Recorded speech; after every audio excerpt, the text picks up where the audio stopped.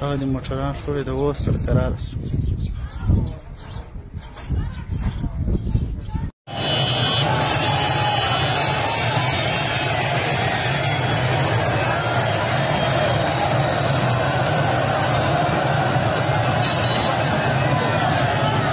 دا چې ورته ګورئ دا یو د وینې دا راونړېدي دا ځای یې راونړوي بس دعاګانې کوي وروره دعا یې وکړي مسلمانان وروره دعا یې وکړي دا ځای یې ونړوي څوک به کې خوږي که به نه هغه معلوم نه دي دا